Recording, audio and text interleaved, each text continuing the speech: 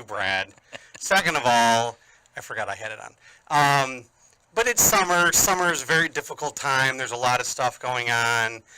You know, there's sports, there's vacations, there's, you know, life, all that kind of stuff like that.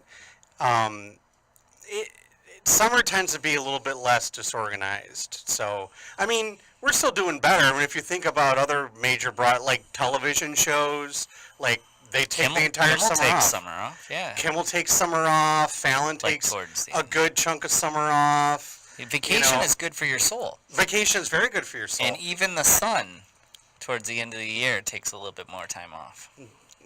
It's true. No, you're right. It's like, I mean, it's a... You're right, but... Yeah. But, like, I read it in a book once. Like, rest is good, even the sun. You know? Yeah. Well, you know why we have winter, right? Yeah, we have the axis and the tilt. No. What? Because Persephone ends up going down into Hades. Ah, okay. Yeah. So you went mythology, I went science. Yeah. Very cool. Hey, by the way, so a lot has happened because we've not gotten to talk about a lot. No, there's a lot of things. First off, we got a good show. Things happen. I know, Brad. things happen. First off, we got a great show. So if you want to try to pay attention and listen in on certain interviews, there is a big boxing event that's happening at Motor City Casino, put on by Carlos Lalinas. Once again, we're at Motor City Friday the 13th, which I don't know. Is anyone superstitious anymore? Because the internet kind of eliminated all that stuff, right? You remember when hotels used to skip 13? I don't remember the last time I've seen a hotel skip 13. Floor. 13th floor. They used to skip it. Like when I was growing up, but now they don't. They build them and they're there. Do they? I really don't pay attention. In Vegas, I think they... some of the older casinos, maybe. I don't know. I honestly haven't. I honestly have not paid attention. It means something, right? You don't want to ever be called unlucky in Vegas, but like I think in the rest of the world, people. I'm gonna look that up. I'm gonna see if they gave you the 13th floor. I mean, would you not stay there? There's those people still out there, but I mean, I'm gonna look it up and see if it's something that. I could see in omens, like, you know. But anyways, it's a great card happening Friday the 13th at Motor City Casino. Winfred Harris Jr., 17-0, going against Van Horn Jr., who is 9-1. We have Cortez Chambliss, who's 3-0. He's going to be joining us at the 820 mark. He's fighting this week. And then we got Dwyane Williams, who's going against Anthony Barnes. I'm torn about this fight. I'm going to say it right now. I broke bread with both these guys. I don't like to see friends kind of fight. Well, they're not friends. You're friends with both of them. They should be friends. I think they should be friends. We'll ask I don't think they've ever run in the same circles. As far as I know, they've never trained at the same gyms. Let's hope no one gets injured. That's all we hope for. Yes, hotels and tall buildings still do skip 13. The number 13. That's because of the disorder triskaidekaphobia, which is the fear of the number 13. Which is ironic because, my phone's going off. No surprise there. 5.5 years, Brad. 5.5 years, and you still haven't learned to turn your phone off. No. When I was a kid, Lance Parrish was my favorite player. He was a Detroit Tiger. He wore 13, so that got me over. But see, jerseys don't count. Like 13 only counts when like it's in a ascending or descending order. So like people that have the triskaidekaphobia or whatever, triskaidekaphobia, I believe, and I don't know. 5 times fast. Yeah, I believe is only if they're counting up or counting down. But if it's something that's a random 13, it doesn't affect them. Okay. So like if they're counting, they'll go 1, 2, 3, 4, 5, 6, 7, 8, 9, 10, 11, 12, 14. Same thing with going backwards because they fear the number 13. Or if they have to do something a certain amount of times, it's 13 times, they'll do 14 just to make sure they don't stop on 13.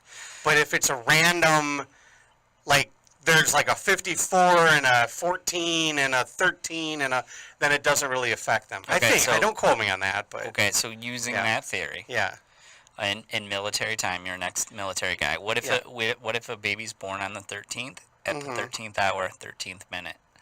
would that be considered an order? They would then be considered the Antichrist. Well, it'd be interesting if you couldn't get into public records, but just to see if their life was normal, or they won some lotto, or find somebody on the 13th hour, because our AM PM time, 13th is 1 o'clock, right? Quote unquote PM. But the 13th hour of 13th hour of 13th minute at the 13th day, and see how they did in life. 13th day of what month though? Because that doesn't matter. Friday the 13th always is just a scary day, right? Well, it's a superstitious day, but I would maybe say Friday the 13th. I was going to say October. I was going to say October, or if it landed on a Friday the 13th. When the Sabbath were closest. If it would be actually, we would have to go to the public records and find somebody who was born in October on a Friday the 13th at the 13th hour of the 13th minute and see what their life was like. Yes. So how do we even get on this subject? Because I know what I was going to talk about. Oh, we're talking hotels and the 13. And, we skip around. Yeah, we jump around. Anyways, squirrel. Sorry. We'll start broad news. Yeah. And then we'll get into boxing. How broad do you want to get? Well, let's just start off with you're a military guy. Yeah. Donald Trump, President Trump, announces Space Force. Which yes. I mean, the name. Hold on. Space Force. Okay. The name, whatever. The name, okay. But here's the thing. Everybody's up in and it made me laugh. Everything that Space Force, quote unquote Space Force, is going to be is stuff that the U.S. military and the Air Force and the military branch of NASA already do. It's just satellite stuff. It's just stuff that we already have things in place. It's just funneling a little bit more money into these programs that already exist. It's not, and everybody thinks it's going to be this, like Super Trooper, or not Super Troopers, Starship Troopers, you monkeys want to live forever, but you know what it's really going to be like? It's going to be like Spaceballs. Who is that man? He's an asshole, sir. I know that, but what's his name? That is his name, sir. Asshole. Major asshole. No, he said military branch, and then that gets people thinking differently. It's the same way that the Marines are actually a part of the Navy. Or the air traffic control people, the NORAD. Oh, you're talking. NORAD is something completely different. Wouldn't it be really like the same thing? No. Communications. Strategic defense. No. It would be so. It would be so. The way that the Marines are attached to the Navy, the same thing that Space Force is just going to be an offshoot of the programs that are already existing in the Air Force. So the people that are now in the Air Force that are already working on these programs are now going to be in this separate military branch called Space Force. Right. So that's where he actually came up with the name, is he just took the Air Force programs and let's put them in space. We'll call it Space Force. Right. But it's going to be huge. It's going to be big. Huge. So we're going to go after China. Okay. So yeah. Just got back from Cocoa Beach, which touches Cape Canaveral. Yeah. Okay. Mm-hmm. And the hotel had satellite launches. Okay. You know how far behind maybe the U.S. government is behind SpaceX and some things? I would say there was nothing government going off. Right. The next one is Falcon 9, which is Telstar 19. Yeah. Do you know who that is for? Canadian Communications through SpaceX. Mm-hmm. My concern with the Space Force thing is that they are so far behind private entrepreneurs launching rockets. They're not behind. They just stopped doing it. Okay, but that would make you behind. But where do you think that technology comes from? It comes from the stuff we've already done that we've then sold on the open market, which is what allowed Space Force or SpaceX or whatever to actually build their rockets. All that stuff is stuff that the government and that the military already designed, that they're like, okay, we're not going to use this anymore because it's not past its prime. That's not the word I'm thinking of. But I would disagree with that. But see, so then they took those blueprints, they allowed them to go on the open market, SpaceX took those blueprints, tweaked them a little bit, and made the Falcon 9 rocket. It's nothing that we haven't already done No, before. I'm not talking about the launching itself and the technology that goes into the launching. Obviously, there's So what are you talking about? control. I mean, okay, so say Space Force, right? Right. It's got to go through Congress. It's going to take at least a year. Oh, years. you're saying The funding for NASA was Oh, cut so long ago. yeah. You made But it see- that you but lie see, in it now. Those are two different things. No, but I understand. NASA and military. No, I have got two you. completely different Well, budgets. I got you, Yeah. but that's going to have to pass through the government, and that's going to take some time.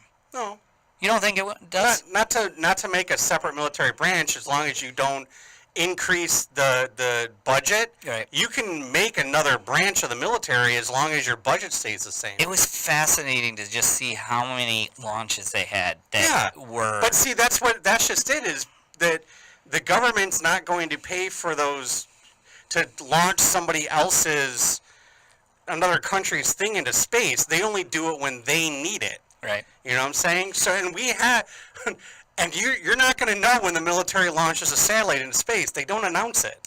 Right. You know, and we also don't launch it from Cape Canaveral anymore. We launch it from other remote sites. Mm-hmm. But you won't. It's not a big announcement. It's not a big event. You won't. It happens all the time, and you just don't know about it. Right. So it's not that they're behind. It's just that it's not public.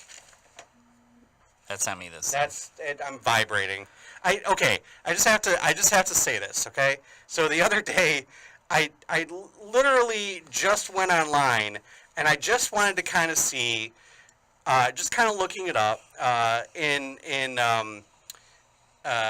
with a VA loan, like what kind of mortgage rate I could get, and like, what my thing with my, what I make and all that kind of Thank stuff. you for your service, kind of thing. Well, no, it was just like, Benefit. okay, yeah, well, it's a VA home loan because I'm a first-time buyer, so I qualify for it. And all I wanted to do was just kind of get a rough estimate of, this is the kind of mortgage you could afford, that you could get, right? Well, I did this thing, and all of a sudden it sent my name out to like every lender, everything. FHA, all those people are calling you. Quicken Loans, Lending Tree, the VA people, and I'm like, all I want to do is look at something online. I didn't want 1,000 phone calls a day, and I get 1,000 phone calls a day from these different people, and I at first I was saying I'm not interested. Now I just don't even bother answering anymore. Same situation It's for me, man. God, it's a huge pain in the butt. I'll block the number. And Yeah, they'll and they'll through come to from a another number. Yeah. And it's the same recording. It's Yeah. just because people sell your information. There's Yeah. value in it. Yep, exactly. So Space Force happened. Yeah. Which was kind of, something we would touch base on.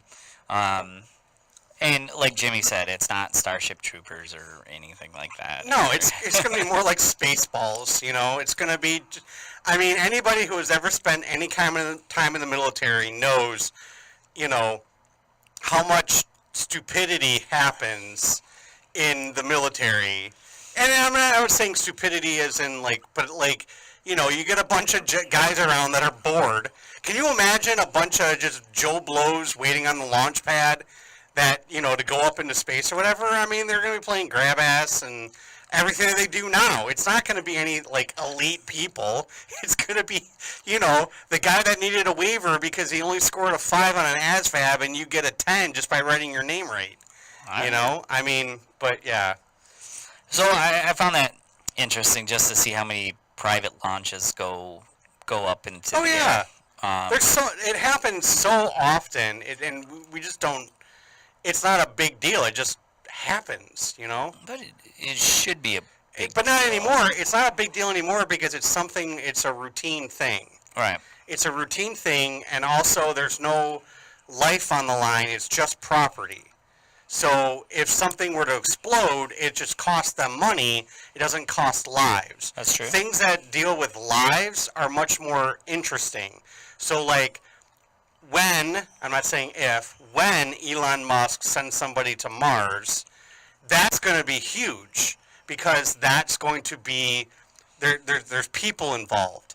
It's humanity as a whole. Like when NASA put a man on the moon, the entire world was focused on that, and the entire world watched. But that was Apollo 13, or I'm sorry, Apollo 11. By Apollo 14, people had lost interest because it was routine by that point in time. You ever see the movie Aloha? No, I don't think so. Damn. I can't Is that the even one with fucking- Jennifer Lawrence that was in Hawaii? No, it is in Hawaii. It's with who? Emma Stone? Yes, and Bradley Cooper. Yeah, okay, so yeah. You did see it. I didn't see it, but I know of it. Fuck, dude. We can't even talk about it.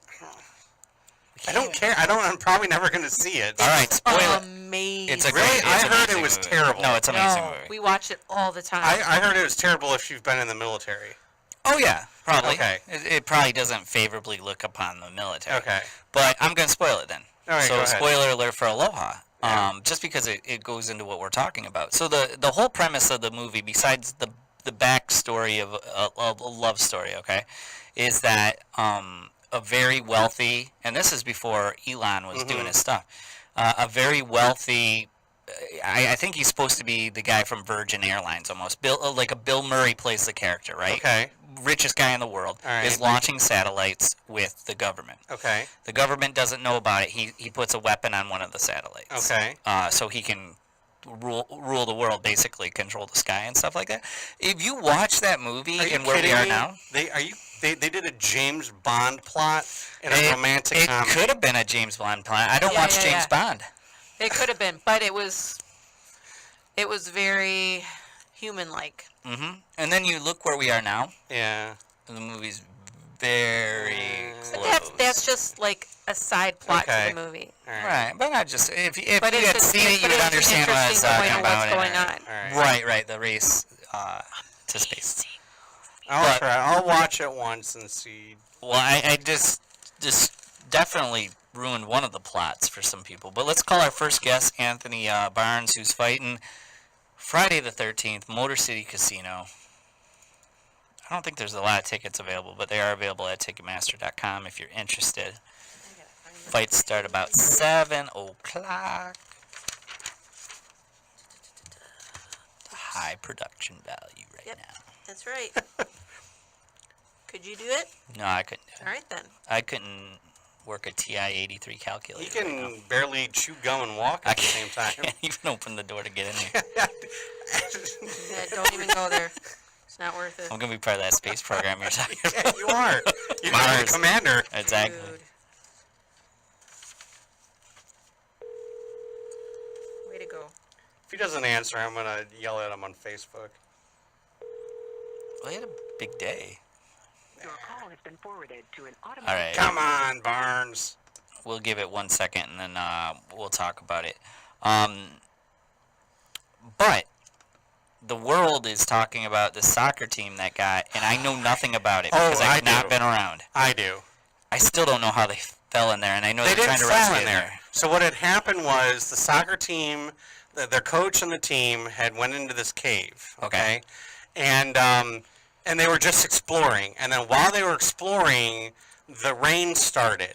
And as the rain started, so basically there's this, the cave goes like this. Here, I'm actually gonna, hold on, I gotta switch so that people can see the visual. Okay, so the cave goes What like people? this. Us people? Well, no, the video. on the video. So the cave starts like this, and then it dips down, and then it comes up like this. They're on this side.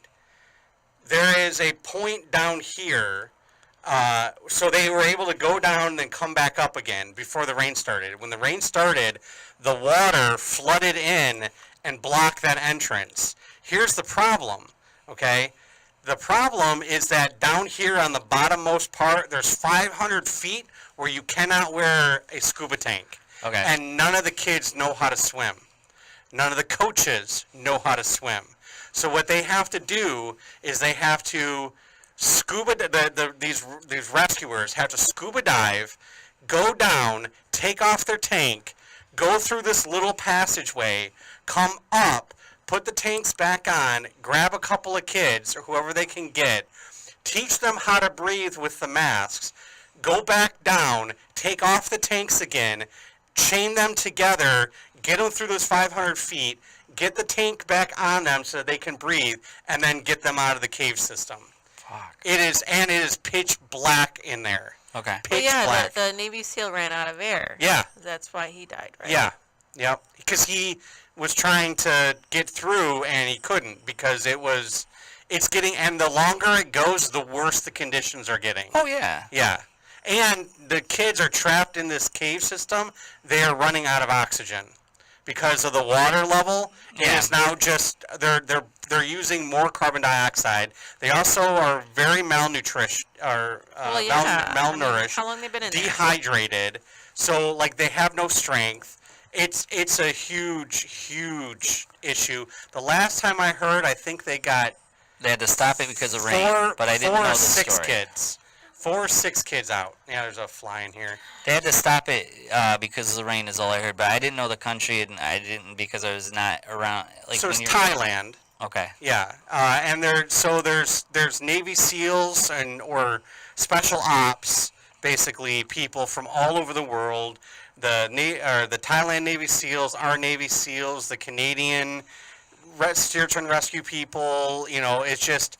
And here's the thing: the people that have basically shown up, like all these special forces, they're not designed for these kinds of rescue missions. No, I mean, they're it's- designed for not like they don't do cave diving is basically what it is. So Right.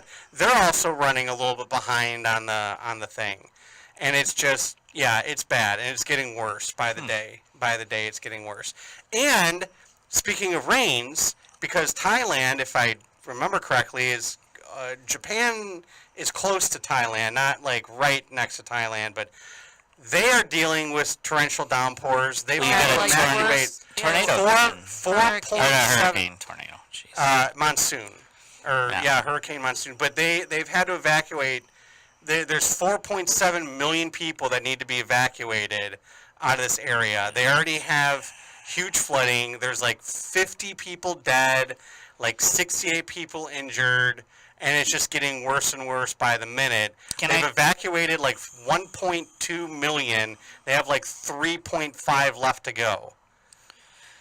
I mean, that's my fear of nuclear energy. I mean, clearly last time a natural disaster took out Japan, and look what I mean. Seriously, Fukushima, like, yeah. I mean, I'm hoping that they don't have any more nuclear plants that are on the water that can be affected by this and ruin. Well, they did. I don't know.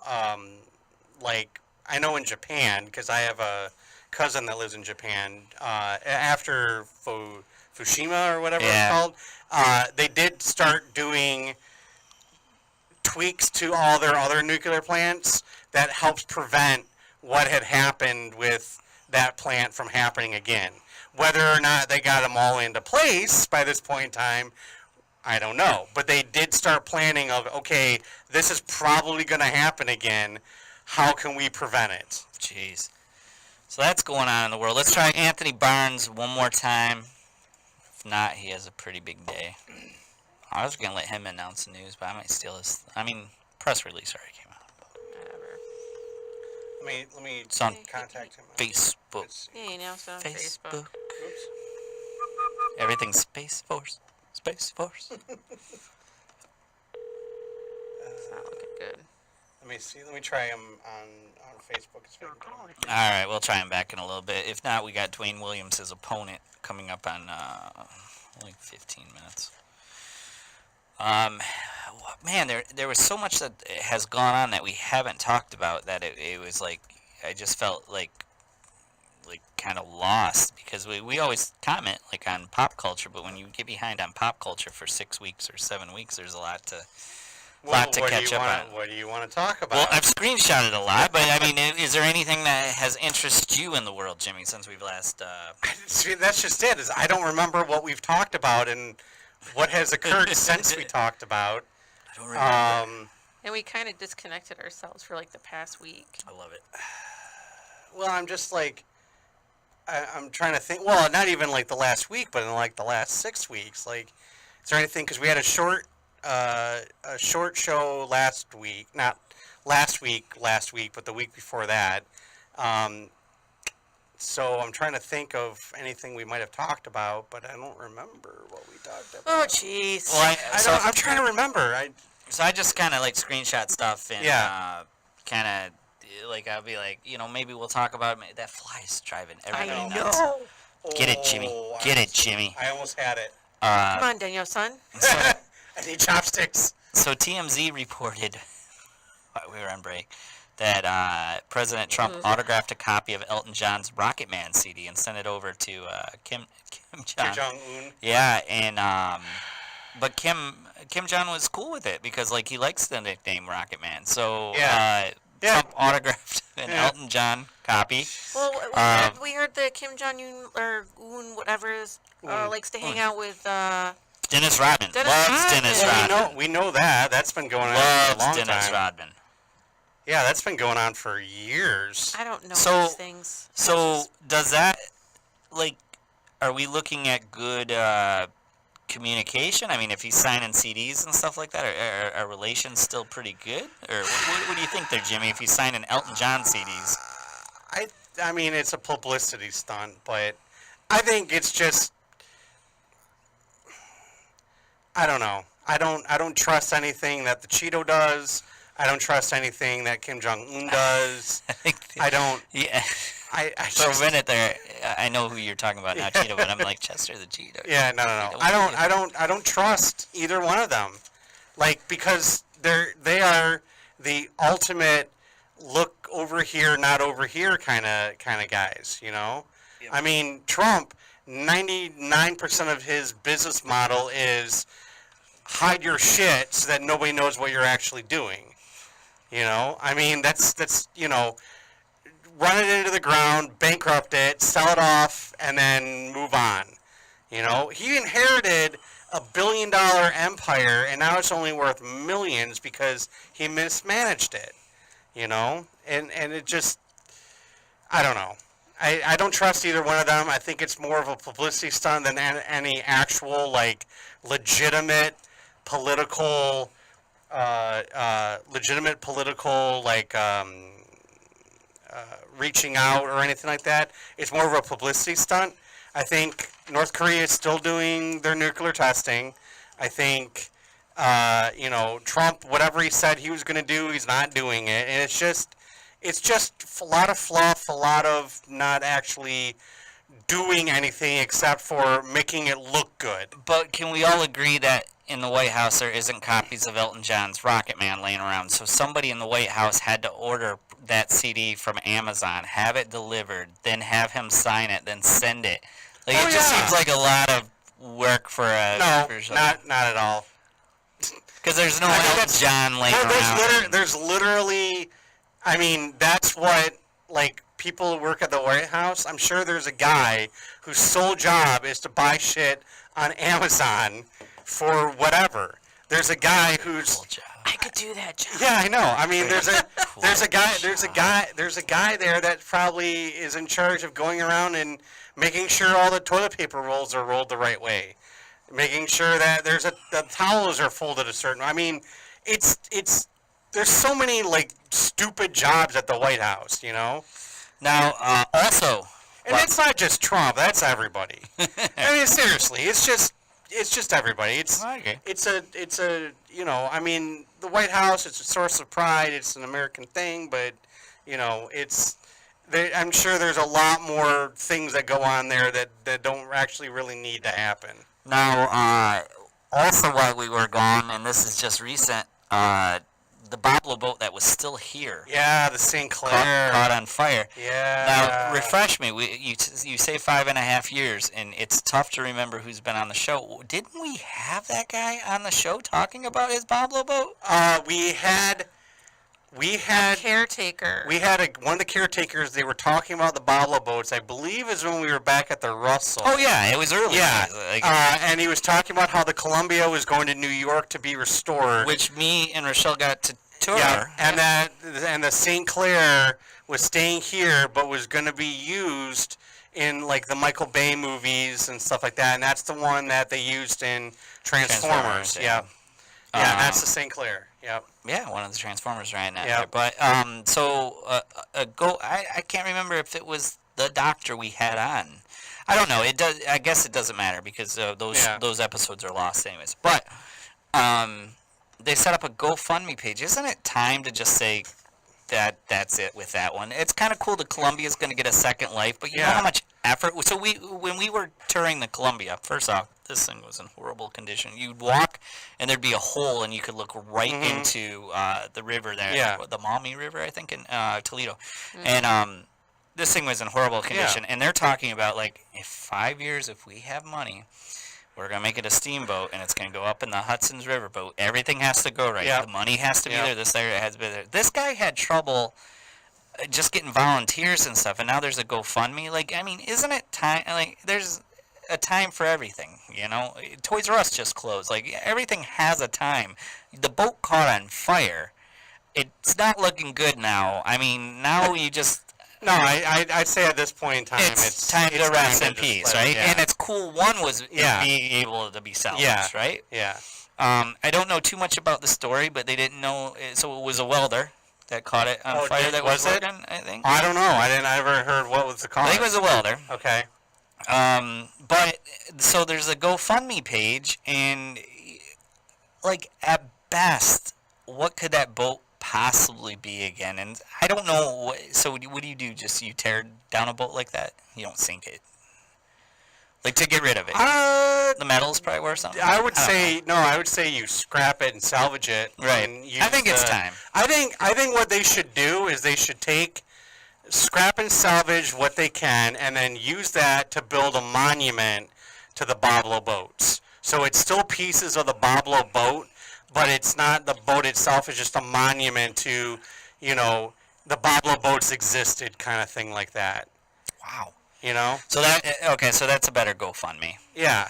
So Put use it the next to GoFundMe. Put it next to the RoboCop. Yeah. Statue. Well, no. You put it where it would usually launch from. The Detroit location or the Gibraltar location? The Detroit location. Okay. Yeah.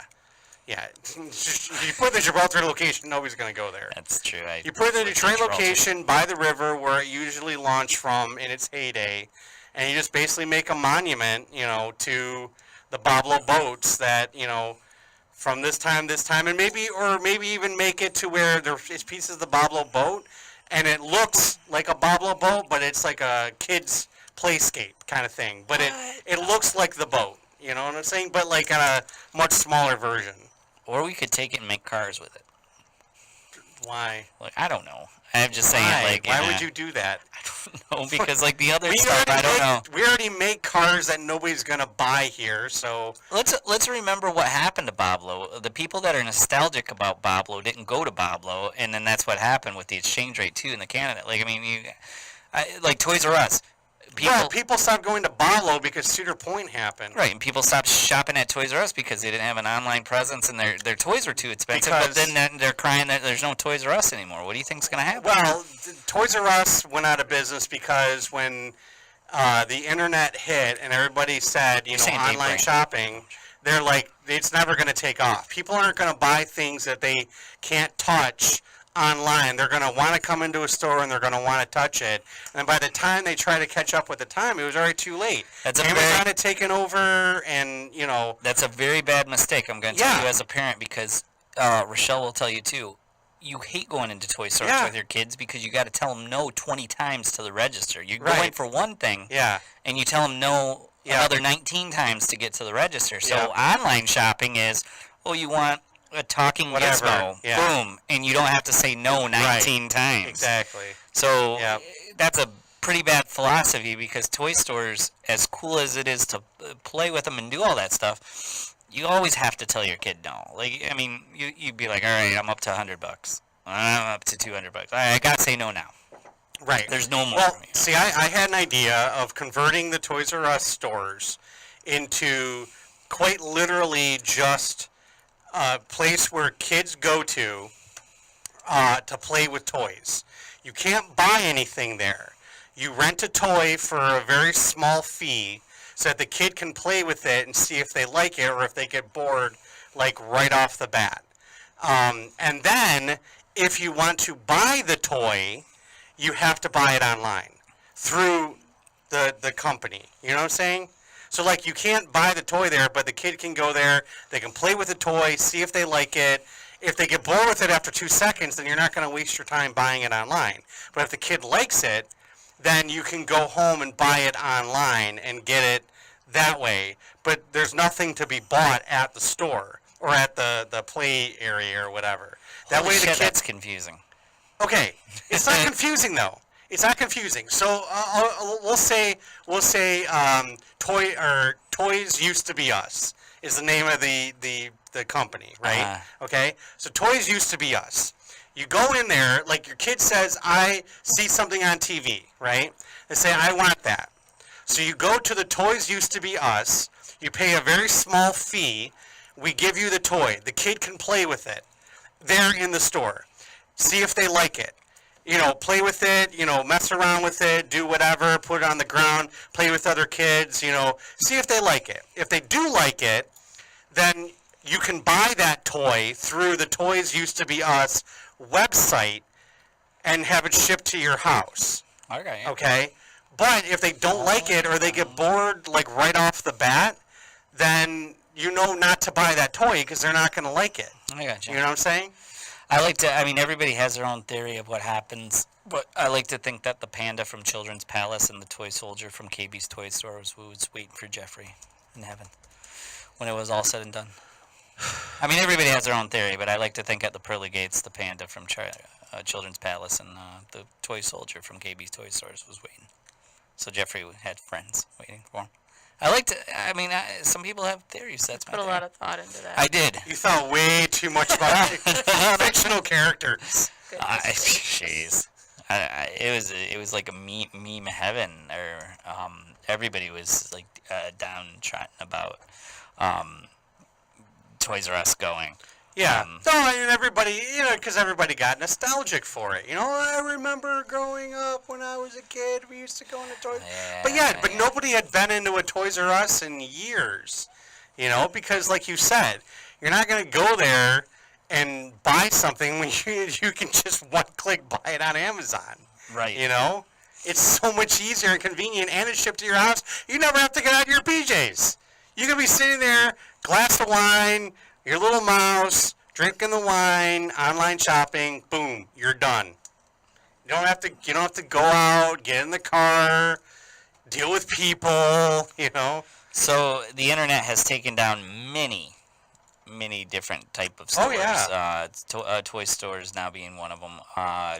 Bookstores barely survive. There's a couple Barnes and Well, Nobles here and there. bookstores, bookstores. Online presence, but not around anymore. I grew up in Borders when I was in college. Yeah, There was a Borders. I love Borders. I am a huge Barnes and Noble type person as well. But it's actually, funny enough, it's actually coming back, but it's coming back in the form of smaller local bookstores. The big chain bookstores Source are going by Booksellers on Cass Avenue in are going by the wayside. But like the smaller little bookstores, the mom and pop shop bookstores, like those are the ones that are actually thriving because they have you go there to look around, but also like you go there for the charm, for the ambiance, for the atmosphere. It's not a big, bright, fluorescent, they have little lamps, around, and it's a much more homey kind of feeling. Now, I was going to ask you this. What predicting to the future, look into your glass ball there, what's the next casualty? From online shopping? Yeah.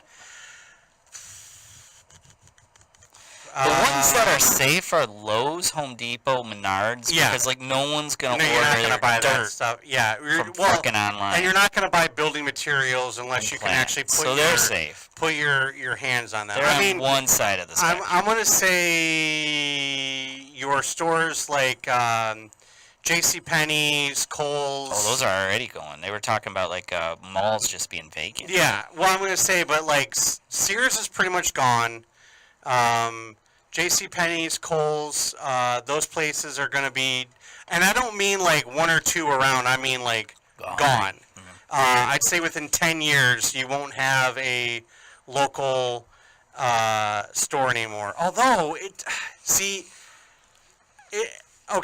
maybe not 10 years, maybe 20 years, because Like my mom, like she will not buy clothes online, like at all. She has to go there. She has to try it on. Yeah. She won't buy it. But see, that's their generation. Our generation are much more, order it. If I don't like it, I'll ship it back, kind of thing like that. That's too much work. Yeah.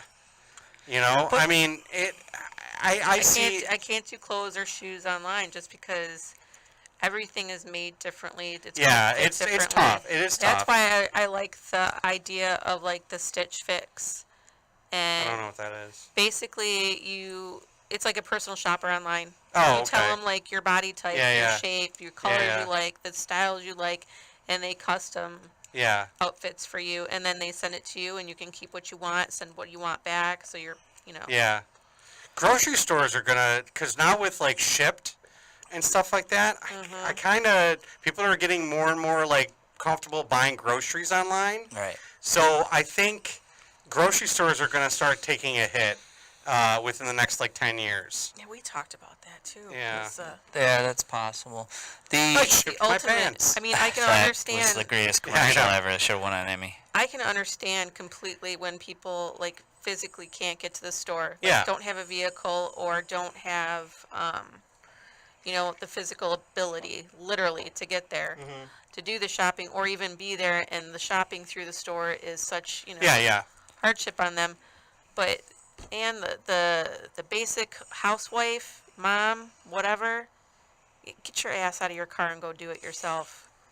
But also, It's so lazy. well, but not necessarily. But you got to remember too. No, Let's it think is. about. I know, but let's think about convenience. Your mom, you got like let's say two little toddlers. Trying to wrestle two little toddlers into Done a it. car. I know you've done it, but if you had the option at that point in time to not have to do it, would you have not taken the option not to do it? No. I love going shopping with my kids. Yeah. But see, but see, at the same time, But I know a lot of But I know exactly what time to go with my kids. right. But see, I know a lot of like new parents with toddlers, babies or whatever, that the convenience of not having to get them ready, get them in the car, wrestle, they're fighting, they're constantly fighting, not have to deal with that, Well, the coolest thing. Shouldn't have had them. So the coolest thing about stores. Sorry. I mean, The coolest thing about stores that will be missed Sometimes when you they're don't all. have a choice. Sorry, go ahead. No, I was just saying the coolest thing about stores that will be missed is that sometimes you stumble upon something you don't know exists, and you fall in love with that. Like, I mean, if I don't know, I have never had that experience. you've never walked into a store and seen like a collectible or something, and you're like, I did not know that exists, but I have to have that in my life. No. Because if you don't know it, say, okay, Batman fan, right? Yeah. You search Batman, but you don't know that there's a certain company like Mego or something Yeah. that makes something, and then you walk into like a Hot Topic, and you see like this Batmobile. You're like, I did Yeah. not know this freaking thing existed, and I have to have it. You've never walked into a store and stumbled upon something you didn't know that existed, and you're like, I want it. No. I've walked Because into, I've walked the into internet, you stores. have to search almost specific to find shit. Not necessarily. If you do a general search and then you look for like items, you can find a lot of neat things. But see, that's just it. Is I never walked into a store. I have walked into stores and went, that's kind of neat. But never have I walked into a store and said, I didn't know this existed. I must have it. I've never had that experience, but because I think part of that is because I've never had that desire to just, I have to have that. Right. You know what I'm saying? Like, I'm not Wayne Campbell with a freaking guitar where it will be mine. Oh, yes, it will be mine. That's a reference. Yeah, I've never, I mean, there's things that I've seen, it's like, oh man, I'd really like that. That'd be really cool. And there's things that I've seen where it's just like, wow, that would be neat if I had that. But there's never been anything where it's like, I must have that. Because everything is so relative. And I'm not a collectible. Like, okay, example, comic books, right? You're a collectible dust. I do not collect comic books. Mm-hmm. If I buy a comic, I buy it, I read it, I donate it. Right. That's it. I don't collect. And there's only like out of all the comics I've ever actually bought, I only have like maybe about 5 of them that I've actually kept. And the only reason I kept those is because that particular comic or graphic novel, they're more graphic novels than anything else, but that particular comic or graphic novel spoke to me in a way that none of the other ones had. There's something that resonated with me with that particular one. So I've kept it for sentimental reasons. But otherwise than that, I read it, I give it away. Now, books on the other hand, if I buy one, I'm usually keeping it. I don't donate that. And I have a lot of books. And there are a few books that I own. Anchorman. I'm a very important person. I have. There is one particular book that I own that was given to me as a gift many, many years ago that I still own. And that is like a collectible prize. And that is a 1783 edition of The Complete Works of Shakespeare. Okay. Yeah. That is a like precious thing to me. Everything else can go, I don't care, you know? If I have it, great. If I don't really care. It's very precious to you, but have you ever taken it in the bathroom and read it? No. Okay. It's the old Seinfeld episode where it's been flagged. What? I never watched Seinfeld. I hated that show. Are you kidding? Yeah, no. We're it not was stupid. friends. We're not Oh, friends. my God. It was So- stupid. Dude. We were speaking of borders, like you remember Yeah, the yeah. fad. So George Costanza has to go number 2 in Okay. an episode, and as he's walking past, he just grabs a book on the shelf and takes it in. Okay. And they make him purchase it. Right. Okay, so he's like, all right, I'll purchase it, but he tells Jerry, he's like, I'm going to return it, because Right. I'm not paying for this. And as soon as, she, scans the book, she's like, this has been flagged, and she pushes it with a ruler back across. She goes, we can't take that back. It's been taken. So he even tries to give it to charity for a write-off in the thing, and they know it's been flagged, and they're like, it's bad enough. Flagged how? Meaning that, he's taking it into the bathroom, so, it's not clean Again, anymore. And that's exactly why that show was stupid. Something I like think that. that's No, hilarious. because something like that can't ever happen. There's no system in the world that they're going to flag it because it was in the bathroom where like a charity would know that. See, he's mad that Seinfeld pushes the envelope a little bit, but It's not- Ant-Man and Wasp was probably But Ant-Man and Oh, it Wasp is sounds support- like you with Jurassic World. You're It's like, not realistic. Ant-Man and So not Wasp realistic. is pure science fiction. It's not supposed to be based in any kind of reality. Seinfeld, he bends that reality to make. It's a kinda show about jokes. nothing. That's exactly what it was. Was nothing. But it was. It was not. No, it wasn't. It was nothing funny about it. What's your thoughts on Freaks and Geeks? You like it? I liked it. Okay. Yeah, I liked it. We'll have to run through comedies. Let's call Yeah. Dwyane Williams, get back on track here, because Anthony Barnes no-showed us. But he Yeah, actually- I messaged him and he never messaged me back. Barnes. He's out raising money for the Bob. I know. I'm just kidding. GoFundMe page. Pablo Boat. see, if you give me a little heads up on this. No, but what I was saying is an implosion and sinking the Pablo boat to the Detroit River. I think that would be kind of cool, like a And shipwreck. then do what? I don't know. Like have tours to go visit the shipwreck of the no. Buffalo? It's just people know it's down there. I don't know. They did it with the Hudson. We implode stuff. The Hudson building, Vegas implodes stuff. Let's just. That's because you're tearing it down. Oh, well, that thing's almost torn down. Well, you know what I mean, though. Right. It's to I get got the a boat for foundation. sale. Shut up. Hello. Hello? Oh, hey, is your dad home? Yeah? Can I talk to him, please?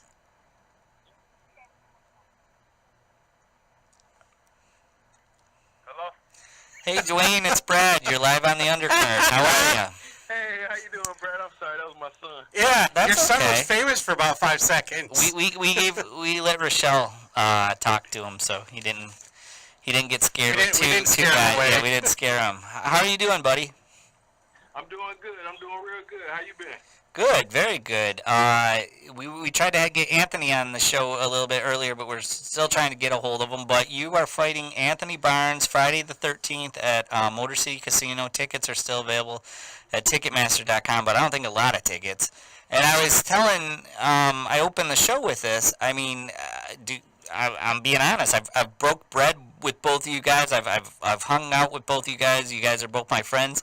This fight pains me because like you guys are both, my friends. But talk about how this bout came about and where you and Anthony stand before the fight. Obviously, during the fight, you gotta have a little bit of kind of competitiveness in it, and where you guys will be after the fight. But tell us how this fight came about.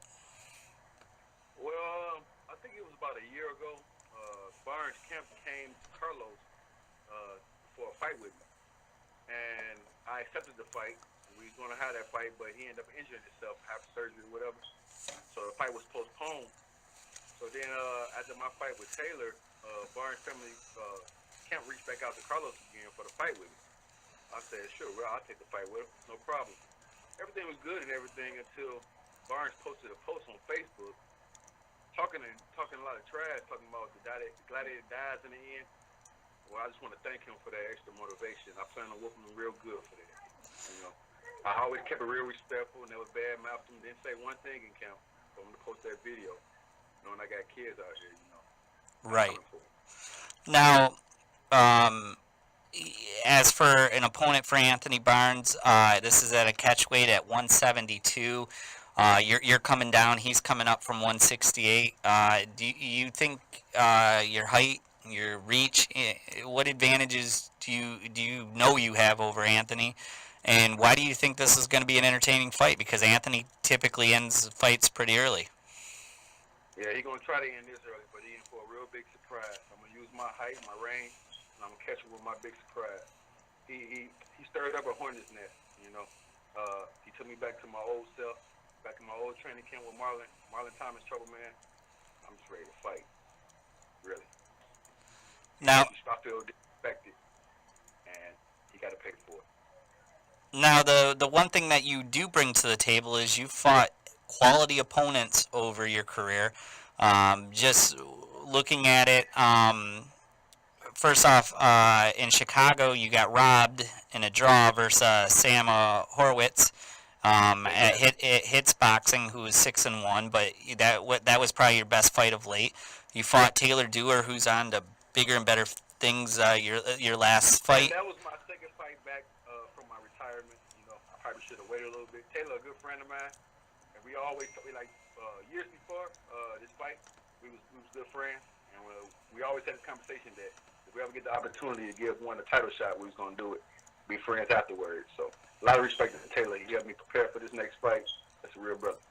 And you were also always around Tyner, who just had a big victory down in, I think it was Alabama. Was it Alabama? I don't know, somewhere down south. He just had Mississippi, yeah. Mississippi, but the guy was from Alabama, yeah. Yeah, just had a big victory. So you got a good camp, and I know you're really doing the cardio and taking it serious. Anthony Barnes, you've come out of retirement, but Anthony Barnes has been injured a little bit. Is that the plan, deep waters, and see what happens? My plan is to go in there and destroy him by any means necessary. But Anthony does have power, so like, are you a little bit concerned with that because your losses have come from knockouts? No, I fought with some of the best in the world already. I'm not worried about him, not one bit. All right.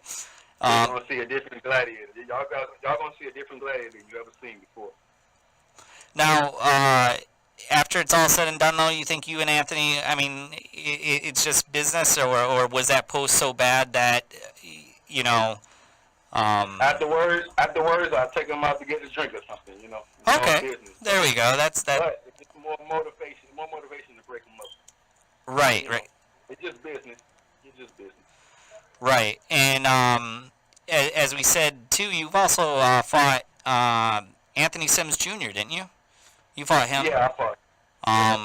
I mean, and then you fought the Russian, the gold medalist Igor. I mean, you've had a lot of quality opponents. So to you to fight, I had the quality opponents, but I didn't really put in the work needed to defeat those opponents. So sometimes you got to take a step back to move forward. I started off my career 5-0, and then I kind of got lax a little bit and didn't take all my fights serious like I should have. But it's like I'm reborn again now. Right. Well, the one thing I've always admired about you, Dwyane, is that you've never ducked a fight. and you'll fight anybody. But also, I've seen a lot of your fights up close. You always get up. It's the ref that's waving it off, or maybe you're in no condition to continue, and like the pay-per-view Parker fight and stuff. But you get up and you want to go. You don't quit. You don't take a knee. And I know Anthony's going to get your best effort this Friday. So I wish you guys both coming out of the ring safely. And I wish you guys both the best of luck. And, like I said, Dwyane, the best thing I can say about you is you never have ducked a fight. And so it's no surprise to me that you're going to fight Anthony Barnes. And, best of luck to you on Friday. And we'll go from here. And you see the rebirth of the gladiator. Hey, I tell you this. There's storylines in this fight. And it's just not Anthony Barnes' post or anything, but as you know, Anthony Barnes just got signed by Triple T Management. It was announced today. Barnes has been known to be a top prospect. And you know what? You fought some quality people, so this fight has intrigue here. And,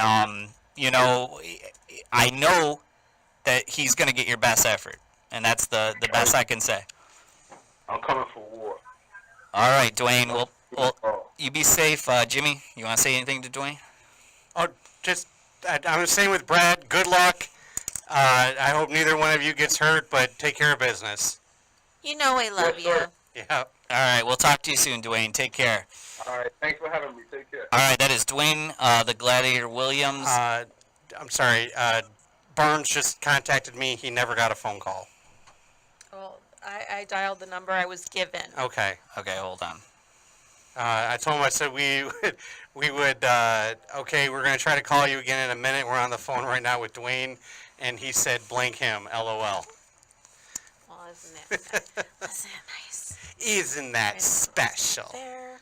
Well, So we'll try calling him again, Barnes here. well, let's do what's on tap. All right, let's I'll do write what's it on down. tap. All right. Yeah, you can go ahead. All right, this is What's on Tap, sponsored by Falling Down Beer Company. July 13th on Detroit. What they have here, I know there's more fights, including Barnes and Williams, but Jermaine Franklin versus Craig Lewis, 10 rounds for the heavyweights, and Winfred Harris versus Darrell Van Horn Jr., 10 rounds for the junior middleweights. I know there's more of a card, but that's all they have on ESPN right now. July 14th at Kuala Lumpur in Malaysia on ESPN Plus, we have Lucas Matisse versus Pacquiao. Yeah, Manny Pacquiao, 12 rounds for Matisse's WBA regular welterweight title. I think Matisse retires permanently. We have Yak Tempora versus Edivaldo Ortega, 12 rounds for the vacant WBA interim featherweight title. We have Moruti Mathalane versus Mohammed Wasim, 12 rounds for the vacant IBF flyweight title. We have Carlos Canizales versus Bin Liu, 12 rounds for Canizales' WBA regular junior flyweight title. Moving on down to, you have to forgive me here, at Offenburg, Germany, we have Tyrone Zug versus Rocky Fielding, 12 rounds for Zug's WBA regular super middleweight title. July 20th, oh, that's not a title fight, sorry. I'm only doing the title fights here. July 21st, okay, that's passed. All right, sorry, I didn't. July 21st has forgot. not passed. No. June 21st has passed. No, it's past the week. Okay, got it. Yeah, I only do the We'll be week to back. week. I do right. I only do the week to week, and I completely forgot to do what's on tap. I'm in the middle of packing and everything, and I just completely forgot about it. Sorry, July I put you on the 10th. spot.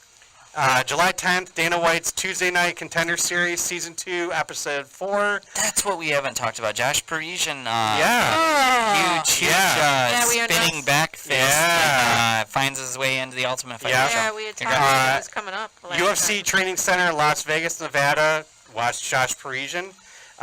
July 13th, Bellator 202. Bud versus Nogueira. That is at the WinStar World Casino and Resort, Thackerville, Oklahoma, United States. I just like that name, Thackerville. Bellator has always found the Yeah. most remote locations in the world. July 14th, UFC Fight Night 133, Dos Santos versus Ivanov. That is in Boise, Idaho. And also Bellator 203, Pitbull versus Wetschelt 2. That is in Rome, Italy. And that is what's on tap, sponsored by Falling Down Beer Company. We'll wait until Cody Let's is call on it- the show really quick. Yeah, let's but call it Barnes. But really quickly, and we'll touch base more with it, Cody, whenever it happens. Cormier, huge upset. You can't say that's not an upset. No, that was an upset. I mean, if he, That was an upset. as Cody says, I if he didn't- wrestle fucks him and wins, yeah, then to I win mean, by knockout. Yeah, I don't know. Wow, that's crazy. And then to become, besides Connor, the 2-belt holder. Yeah, I mean, yeah. I was not expecting that. well, the best one. Did you see the meme with Daniel Cormier where it says this is the body of a well-precision athlete? It's the funniest meme. I know. First off, he fell off the stage 2 days before. If you're holding a Yeah. Daniel Cormier by knockout bet in Yeah. Vegas and you bet like a reasonable amount, Yeah. you're sweating. You're like, he Yeah. just fell off a fucking stage. No.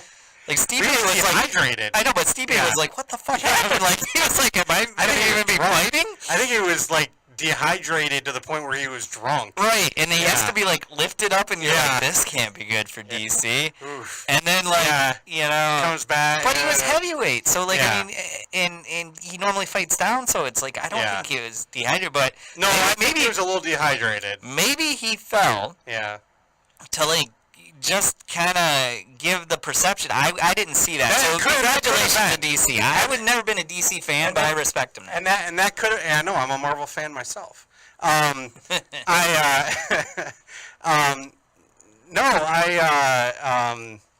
I lost my train of thought now.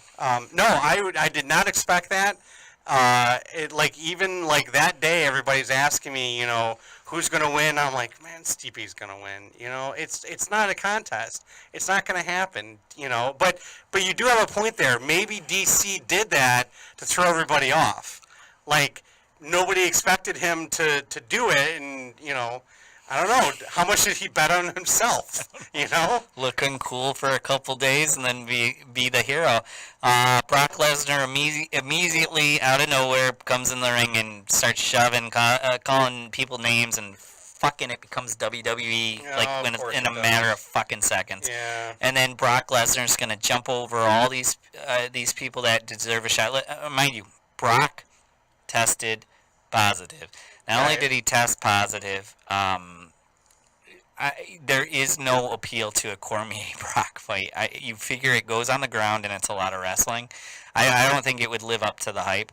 But I would be pulling for Cormier there hard. And the whole Lesnar coming in thing, and there was a picture of like Dana's face just smiling as he was in there. And, I don't know. I'm tired of the Brock Lesnar crap. And Everybody's. I don't want him in tired of WWE. Brock I don't Lesnar want him crap. in UFC. He just needs to go away. I want to see John Jones come back one more time and just Why? reclaim, because Why? he never, besides Gustafsson, No. was never even close to losing. No, but he doesn't I mean, he deserve lost, to but come back. He doesn't deserve to come back. Needs to come with like You need hell to- on his back and No. just fucking. He doesn't fuck deserve shit to up. come back. He had his chance. I've and he forgiven. fucked- No. If Lesnar's back in, No. Lesnar No. being back in No. changes He everything. shouldn't. He shouldn't either. Shit. He shouldn't either. Okay. He needs to go So away. loud in my ears. Sorry. He shouldn't either. Jones needs to stay away. If you're gonna let Lesnar- Mark McGuire back in Major League Baseball, Barry Bonds has to come back Yeah. too, is what I I'm saying. know, but that's just it. Brock shouldn't be back. Don't let Jones back. They're done. They're done. It would be interesting to see if Cormier could get past Jones again, because I mean it's such a legacy. First off, now Cormier for sure a Hall of Famer. Not only is he a Hall of Famer, he's earned a lot of people's respect, and so he has his place in history. But one more shot at Jones. All right, let's call Anthony Barnes. Jeez, so just for the record, I'm dialing the exact same number I dialed before.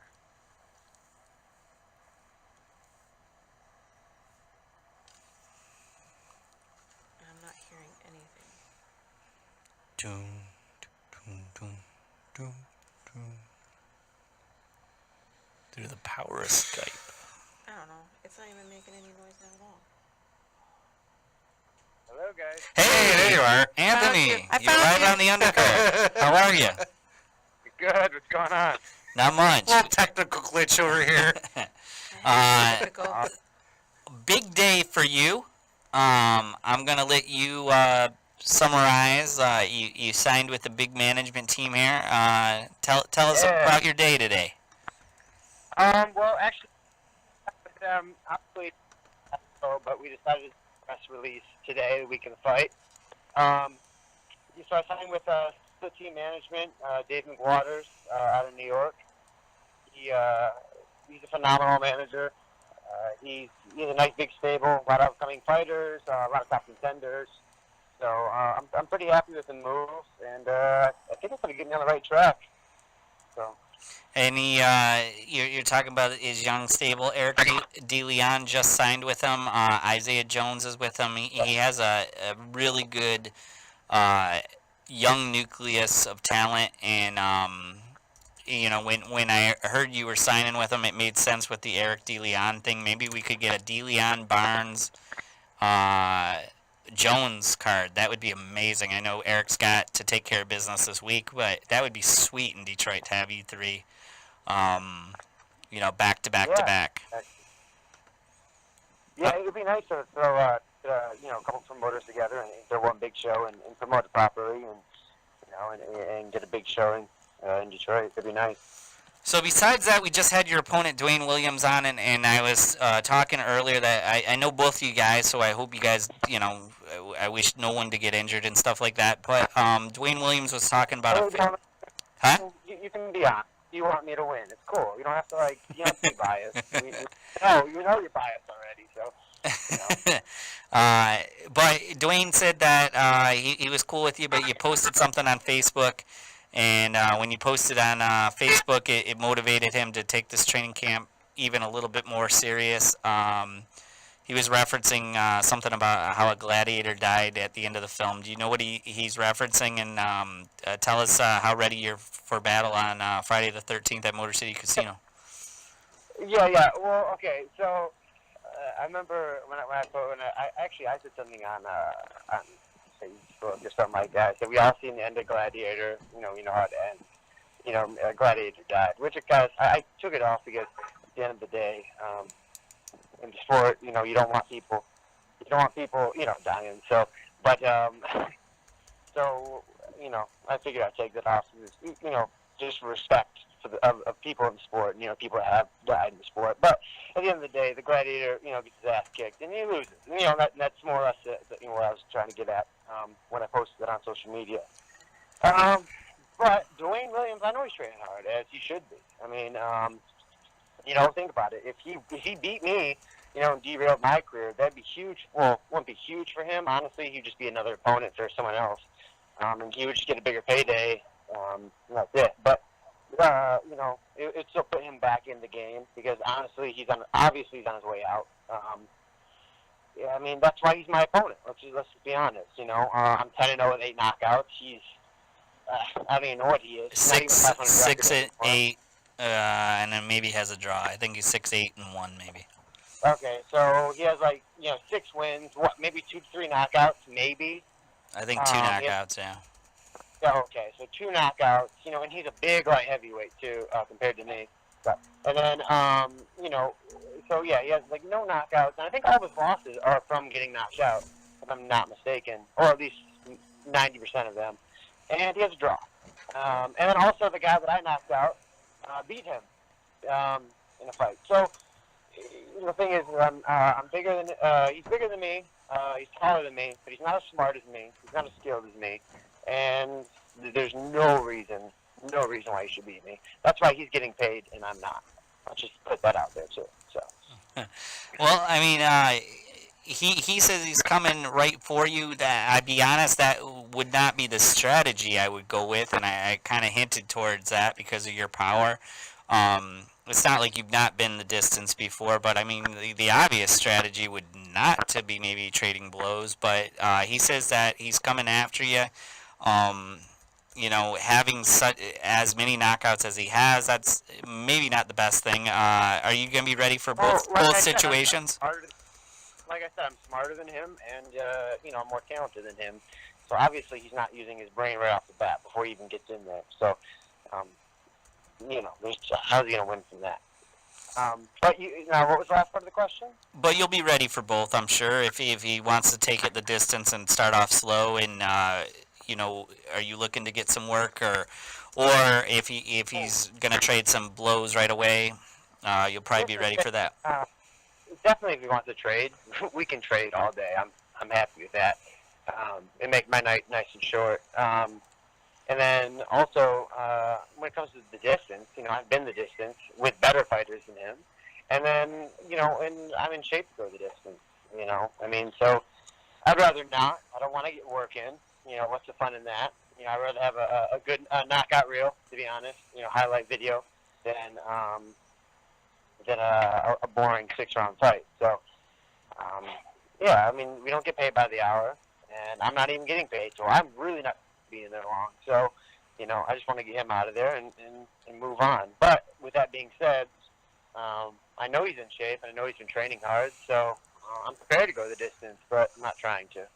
Now, last couple of questions. I know it's fight week, and you know, it's I try not to take too much of the fighters' time on fight week, and a big announcement for you. So you're probably getting a million phone calls here, but the key to Dwyane Williams is that he says this is business, and after this he'd gladly go grab a drink. You know, and I know there'd be no hard feelings after this fight. Is it difficult when you know somebody? I mean, it's one thing to have an opponent that comes in from out of town, you're paying him, you don't know about his kids, you don't know about his family life. How do you get mentally over that? You gotta hurt this guy, but you know he has kids, you know he's not that bad of a guy away from the ring. How do you overcome that mental obstacle of facing somebody that you've seen in gyms and you've known for a long time? Well, I look at it, honestly, just as that, an obstacle. I don't look at him as anybody I know. I look at him as someone in my way. And honestly, you know, I'm not, when I speak about him, it's almost like I'm talking down about him, but I'm not. Honestly, it's just, I gotta, you know, you gotta tell yourself, like, hey, you know, this dude is trying to, you know, take your dreams away. I've been trying to do this since I was, you know, 15 years old. This is all I've done. That's it. You know, he's retired. And he's given up already, and then he decides to come back for whatever reason that might be, you know, for the money, or maybe he thinks he'll make another comeback. But he's already given up, and, you know, and now he's coming back, and I haven't gotten mine yet. So he's in my way, and I just got to get him out of there and get him out of my way and move on to the next.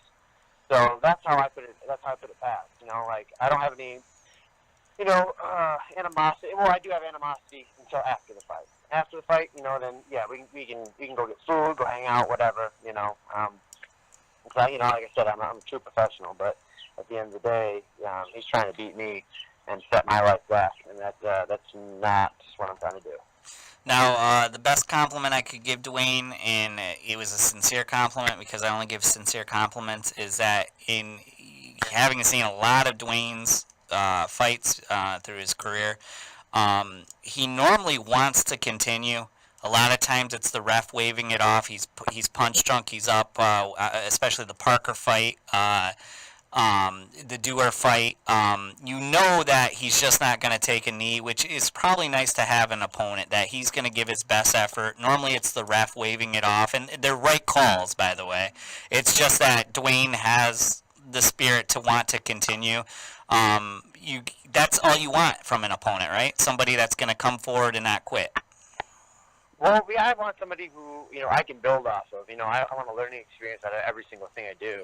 My last fight was 34 seconds, but believe it or not, I learned something from it. The first couple of seconds, I came in there like sleeping a little bit. It was a long layoff.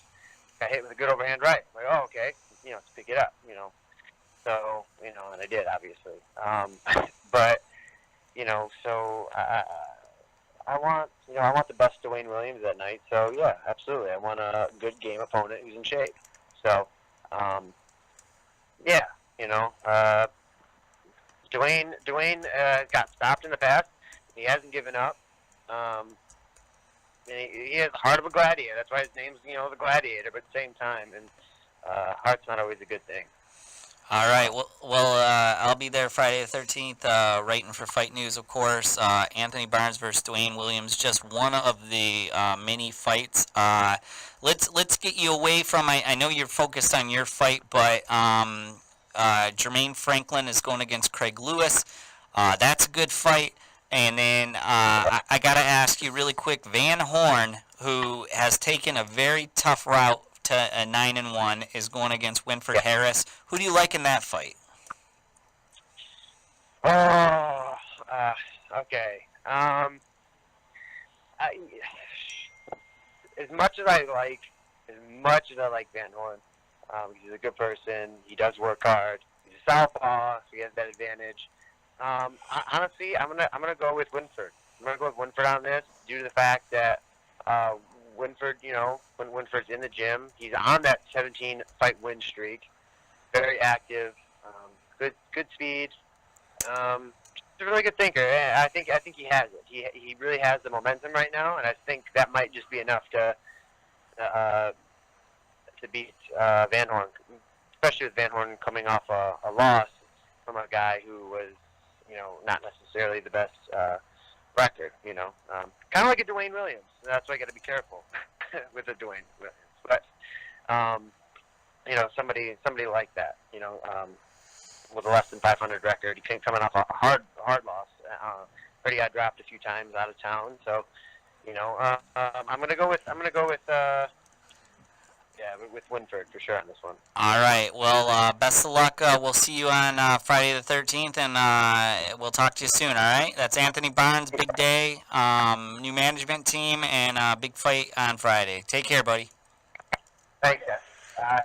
All right. That's Anthony Barnes. We're just going to roll right into, here in a second, another interview.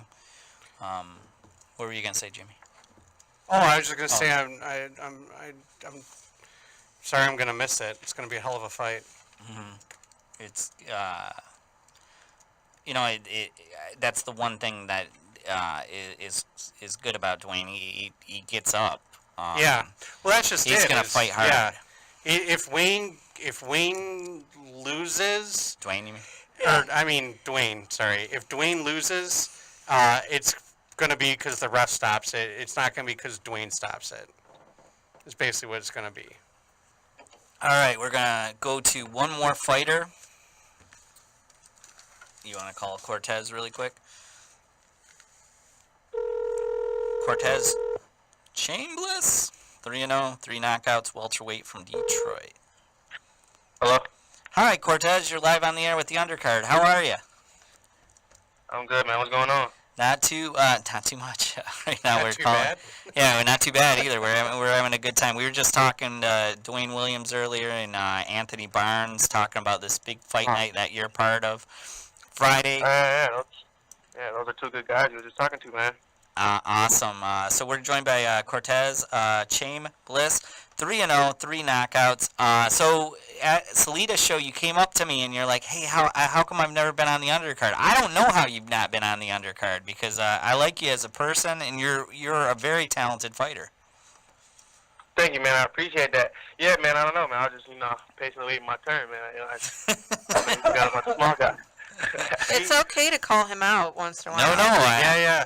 It was one of those things where I'm like, yeah, we should have Cortez on. Absolutely.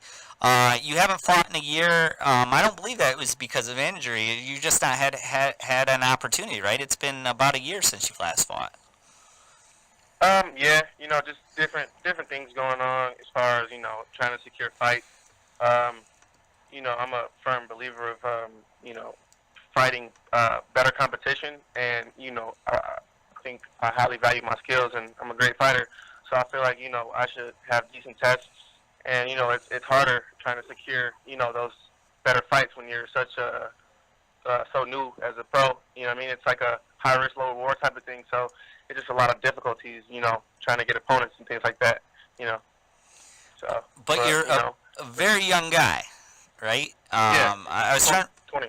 Yeah, 20, and which is young for a pro. And so it's not like you're in the twilight of your career or even in the prime. You're in that learning process stage. You come with a lot of hype.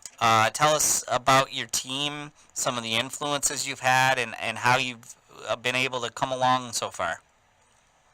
Well, I have, one of the best teams, man. I got Steve Zepke as my manager, so is Katie Zepke, man. They really, day in and day out, just go to bat with me, man. Like the loyalty and the chemistry that we have, just as I won't even say team, man. It's more it's family. It's like a family now. It's something like it's like a relationship you have with people that is just that you'll know them and be close to them forever. And we got Carlos Linas backing us too. Another great guy. Gets business done, gets things handled. A really cool guy, man. And that's a Team Chambliss team right there. Now, you're fighting in a casino, but you're not old enough to gamble, but that's okay. That's allowed. You guys sign a waiver and everything like that. But as soon as you turn 21 and stuff like that, you want to see go take your chances out in Vegas and see your name in the big lights, I'm sure, right? Most definitely, that's always the plan to, go to bigger and better things, you know what I mean? That's what we're working for. If we'll get a fight, you know what I mean? But, when we get up there, it should be a lot easier to get those fights, So, now, first, we got to take over Detroit. Now, I see your I don't want to say, what's the word I'm looking for, Jimmy? Like, I don't want to say size, your stature maybe, or something like that. I'm trying to figure out what I'm trying to say here, but Height? No. I was looking for a specific word. Yeah, you're built. Build? Yeah. It looks like you're fighting at. My mind goes blank sometimes. It's okay. It happens to all of us. It looks like you could be bigger and stuff. Do you think down the road you'll fight at different weight classes, or are you expect your body to get bigger? Easy. Most definitely. You said it. Yeah, I'm definitely going to fight bigger weights, in the near future. I'm a big boy. I'm always growing. Maybe I'll have, better challenges, bigger challenges. But yeah, definitely fighting at a higher weight in the future is definitely in our plans.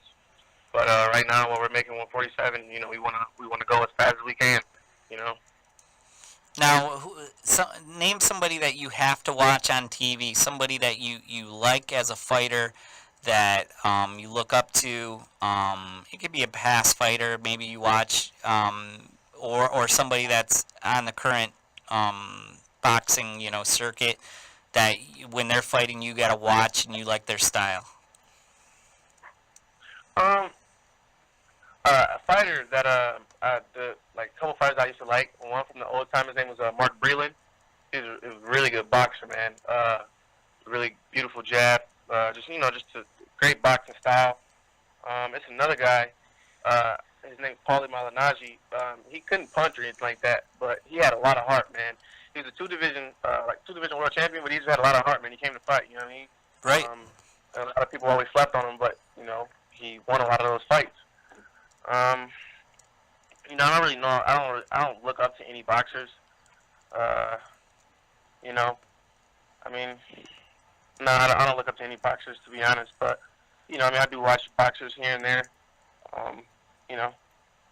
Well, yeah, I like watching the old school fighters. They were pretty good, man. Dogs. Well, we know you have knockout power. I expect a quick night for you on Friday. Where can people follow you on your career? Do you have an Instagram page, a fan page? Where can they follow you, Cortez? Well, hopefully I can give the fans a nice drama show, so it doesn't end quick, But on Facebook, Twitter, Instagram, CHAMBLISS for all social media platforms. They can find me. And yeah, take a look into my life. All right, Cortez. I promise we're gonna have you in studio. This was just a quick interview because you brought to my attention you hadn't been on, and you definitely deserve to be on. As soon as you get past this and get 4-0, we'll have you come in the studio. Sound good? Yeah, I appreciate that, man. Thank you for having me today. All right. No, thank you, Cortez. One of the nice guys in the sport, but dangerous in the ring. Take care, Cortez. You too, man. All right. That is Cortez Chambliss fighting Friday, July 13th, this Friday. Wow. Dude, I'm all over the map, man. Ring rust. I was gonna say, what's your excuse? Ring rust. Ring rust. I'm It's, just going to say ring rust. Mike Rust. Yeah, Mike Rust. Exactly. You wanted to shoot a video. If you're like, if we don't do a podcast, let's do a video. I'm like, Look, I'm sunburnt. Well, here's I the thing. don't look good. I'm like, well, you're on video I anyways. know. No, the reason I want to do the video is because we can't go weeks without doing something. Why not? So even if it's like a 10-minute video of like, hey, here's a couple of quick little things that are going on, some things that we want to talk about, blah blah blah, and that's it. But we got to do something every week. I agree. Every week we got to do something, and that's why I'm like, even if we don't do a show in studio, let's at least meet, make like a 10, 20-minute video, and then something I can post on YouTube and on our Facebook channel. Which, Right. if you're not following, Team Undercard on YouTube. If you want to watch the video live on Twitch, it's www.twitch.tv or .tv/Team Undercard, and then of course our Facebook page, And www.facebook.com/Radio Undercard. Or Radio Undercard, yeah. Radio Undercard, yeah. And on Instagram, And on Instagram, yeah. Radio Undercard. Radio Undercard on Instagram, and I think that's all of our social media right now. That's probably all our platforms Yeah. until something else Pretty comes good. along. Yeah. Well, Twitch is relatively new to us, and we've also started. My son found us posting on on- Twitch, yeah. and then I realized I was like, We started posting on YouTube. we're not as bad as Daniel Tosh, but we do have our moments. So I was like, he found us on Twitch. I was like, I didn't know how I Wait, felt how old, about that. How old is your son again? He's 13. Oh, pfft. But okay, We are very PG-13. but you remember the Marv days? But Marv was not on Twitch. That is true, but Yeah. the Marv days. There's, Oh yeah, no. The Marv We were days like were rated R. R, borderline. We were sometimes borderline NC-17. Pirate R. But yeah, we're very much PG-13 now. PG-13. PG-13. But just like the Marv days, we need to start getting ring girls in here now that we're doing Well, video. maybe we'll start it. So we're hitting 80s. So Yeah. maybe we'll do the 80s episodes again. I don't know. Like I don't care if we don't have them dressed up. We just need a pretty face. That's the sucky Rochelle's part. pretty. Rochelle's definitely the hot one out of the three of us, but that fly's now become a bird. You see how big it is now, dude? It's like it's mutating as it no, flies dude. around. Like it caught the side of my eye. I was like, holy shit, that thing's gotten big now. Exactly. But yeah, we need to start getting. We can do that. Yeah, We can ring girls definitely in do that. here, Yeah. Let's end on a funny note. So 4th of July, obviously you're a veteran. It means something to you. It means something to Well, here's- NASCAR people the night but- Daytona. And here's the thing, and this is something that I kind of wanted to, everybody on the 4th of July, thanks a veteran and all that kind of stuff like that. And that's fine, but the 4th of July is not a veteran holiday. We have our holidays. We have Memorial Day, we have Veterans Day, things of that nature. The 4th of July belongs to everybody. It belongs to the school teachers, the bus drivers, the policemen, the firemen. The 4th of July is an American holiday. It's not a military holiday.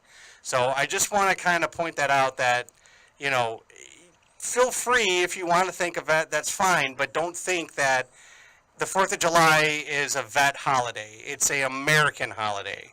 It belongs to everybody. Who am I looking at right there? Maybe Huh? Who is that? That? to me, I thought That's it was Archer. I thought it was Ronald Reagan. That's Archer. I thought it was Drinking. Pee Wee Herman from back No, then. that's Archer. Wait, I'm going I thought it was President Reagan No, drinking. that's Archer. That's what he does. He drinks, he goes, goo, goo, goo. People are trying to talk to him. He puts up a finger. I don't watch Archer. You don't watch Seinfeld.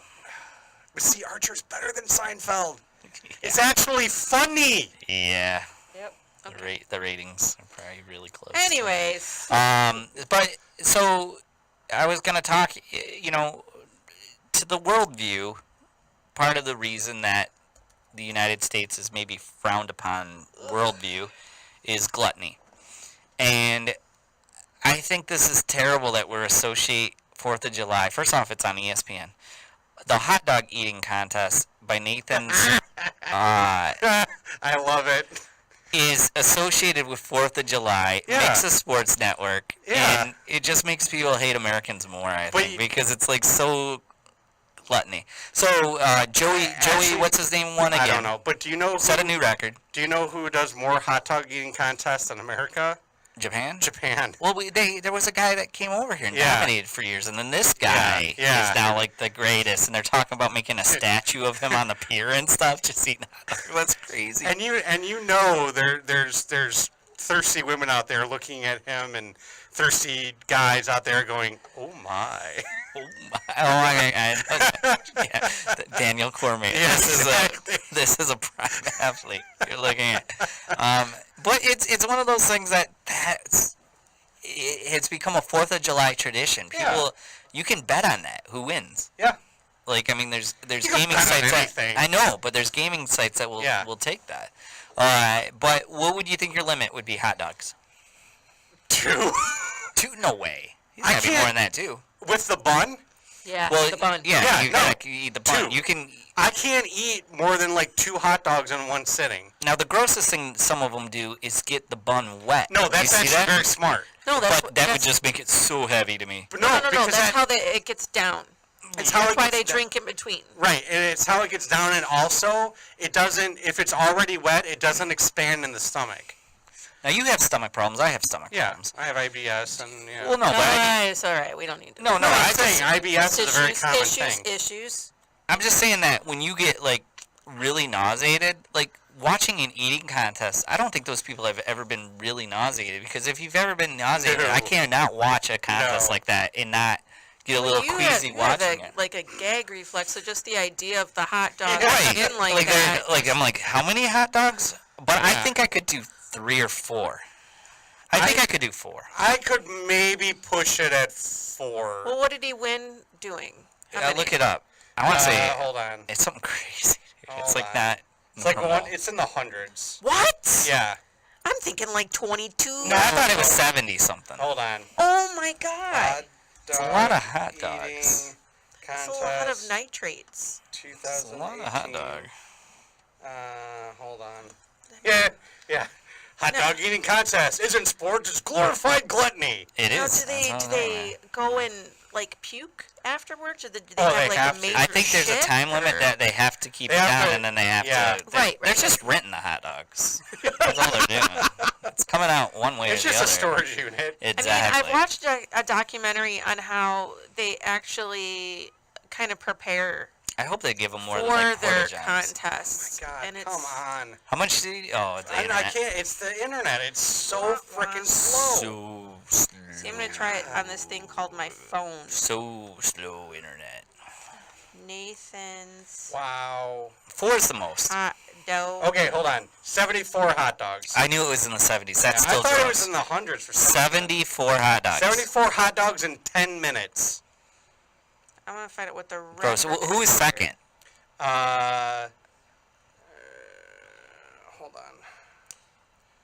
I'm Like trying for to- your I'm own? trying to- I know. I'm It's scrolling, just I'm trying to putzing. find. It's just putzing. He downed nearly 30 more hot dogs than the second place winner, Why? Don't you- Carmen Sincati, who only gobbled down 45 hot dogs. Now, did he? And that's actually the record, the 74 in 10 minutes. Okay, Yeah. so he was probably going for the record, but I mean, Yeah. don't you look back and see that the opponent's not going to catch you, and then know health-wise, it's probably good to. In the women's competition, Miki Sudo was victorious, my. downing 37 hot dogs and buns. Rochelle, how many hot dogs can you do? 2. Although she did not beat her previous year's record of 41. She said, I just left room for improvement next year. She walks away with the coveted Nathan's belt and $10,000. And would the men win? Is that equal rights hold on, now? hold There on. better be only 10,000. Having say? Hold on. He probably made 50.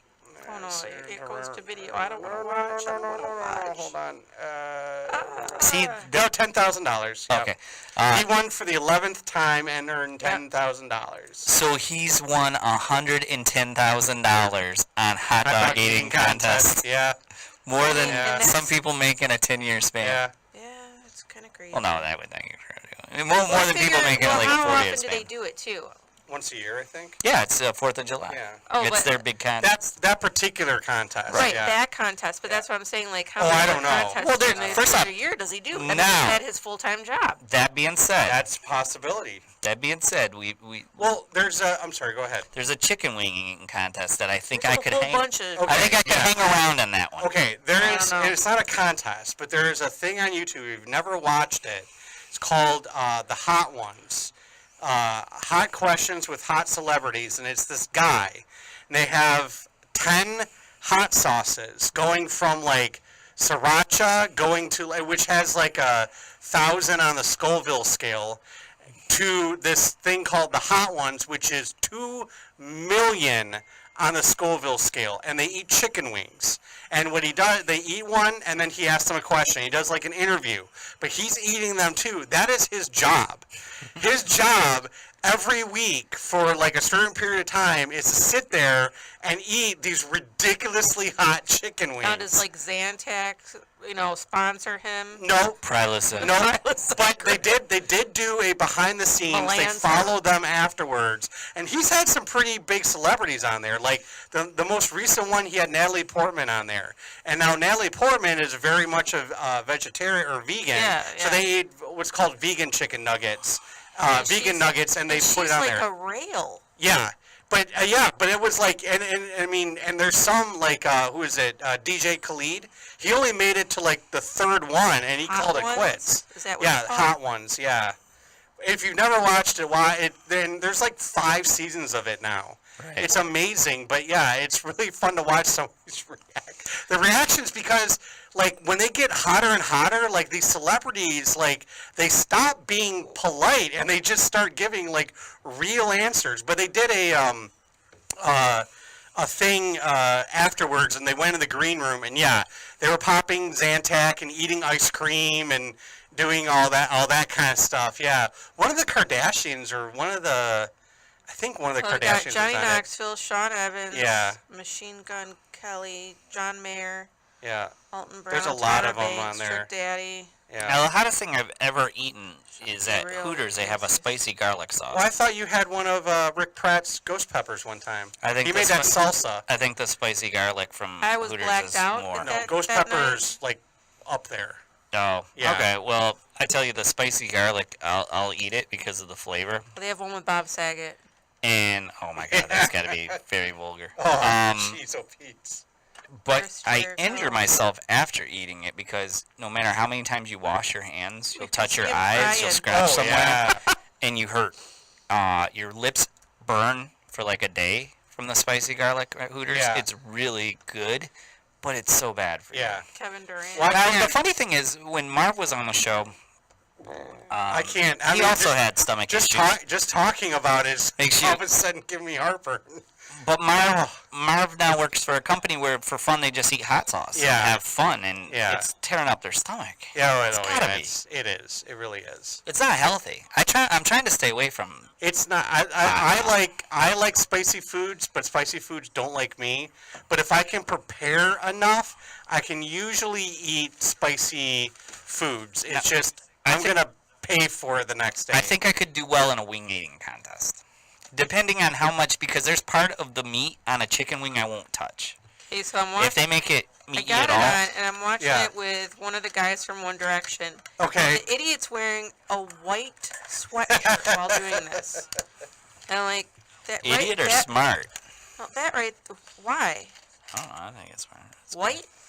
Why would you wear white? It's Because just, you know it's part of the stick. it's just a waste. You mean the shtick? Yeah, the But he's- stick. but he's It's just like, it's been one of those days. Anyways. All right. Well, we gotta wrap we it gotta up. wrap it up.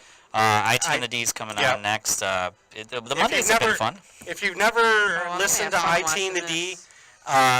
Because we're usually on Tuesday nights. If you've never listened to IT and the D, they're a very, very funny, very good podcast. Pretty tech heavy, but also a lot of they're a bunch of nerds. I think it's pop. Dave described it best one time. It's a pop culture show that sometimes does IT. Yeah. Okay. But I would suggest listening to them. You might like it. They're also one of the reasons why we're here at Podcast Detroit. They helped start it, and so yeah. They started it. Well, they started. What I'm saying, they started it. Right. Exactly.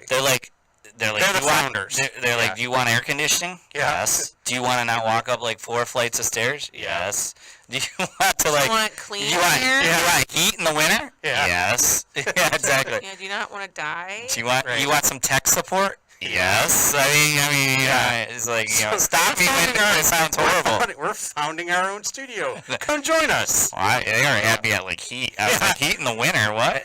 Oh, Yeah, they had me at no stairs. Right, no cargo elevator with sometimes an elevator working. Sometimes goes through the roof. Right. No movie sets, so we don't get to park in the parking lot. No Batman vs Superman, and we're parking on the street. No porn studio next door. True. Yeah. Yeah. That one I would be like. No skateboarding chick going on.